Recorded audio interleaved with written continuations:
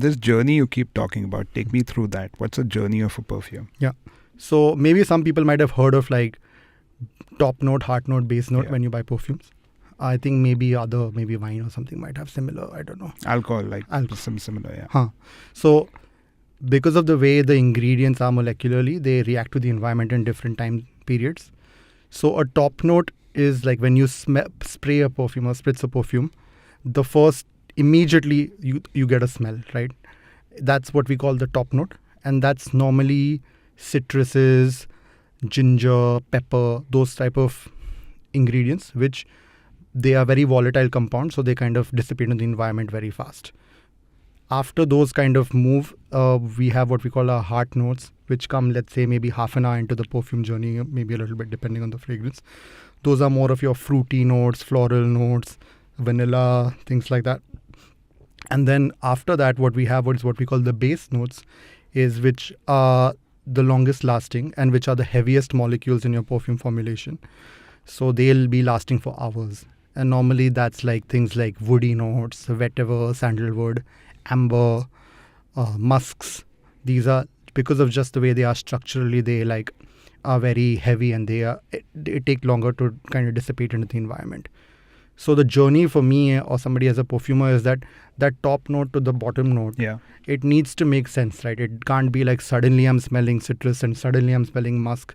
It needs to be linear. It needs to make sense kind of perfumatically. And for a regular person, they don't know all these things, but they just know that it smells cohesive. Yeah.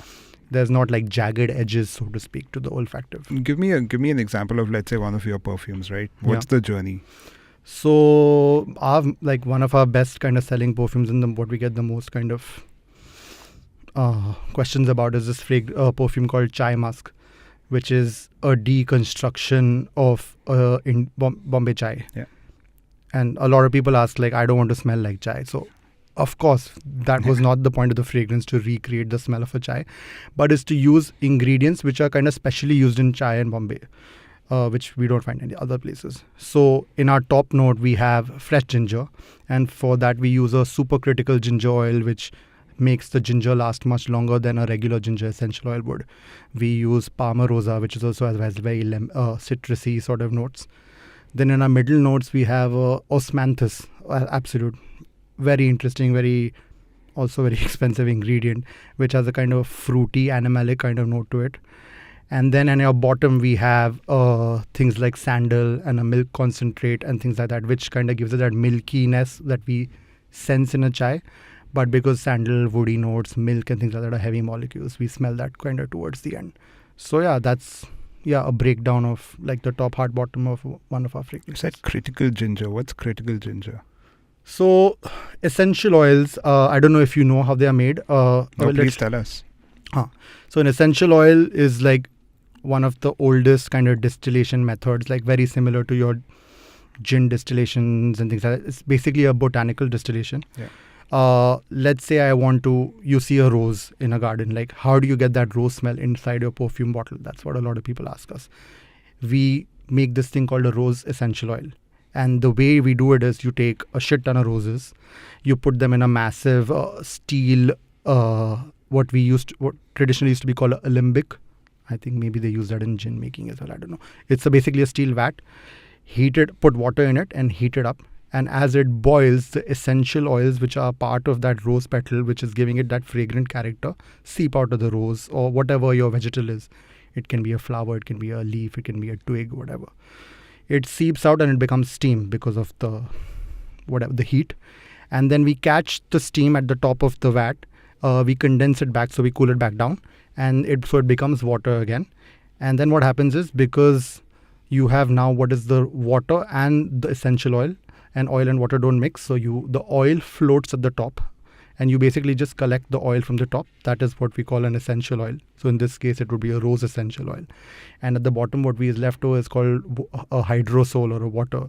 And a lot of times it has some use in cosmetics and things like that, because it has some little bit of flavors, a little bit of scent also, and it can have some active properties like nourishing, whatever. So that's an essential oil.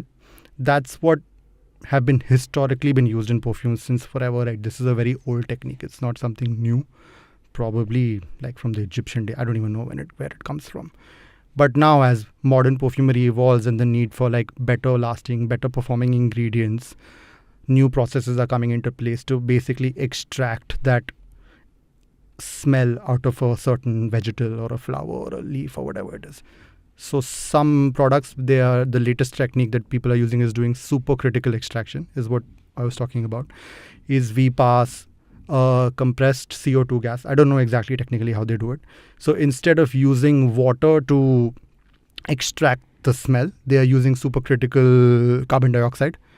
And they are using it so because water in a sense kind of damages the vegetal itself, and if it's like a flower or something like a ginger, it might not give out all the compounds which give it that smell. So this is a supercritical extract, makes it as close to a live ginger or a live flower as it would be.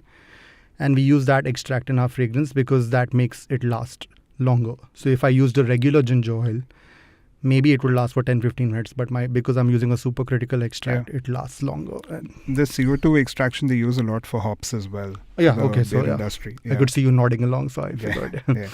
And when you say it's super expensive, how expensive are some of these?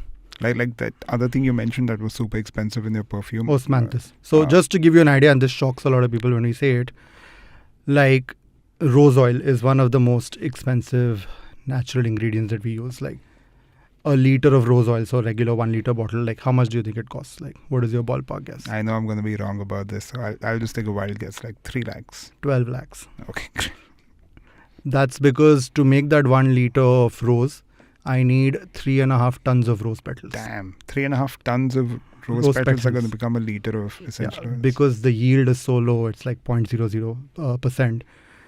So you need, all those farmers need to collect all those rose petals, put it in a vat. And so rose oil, for example, is one of the most expensive.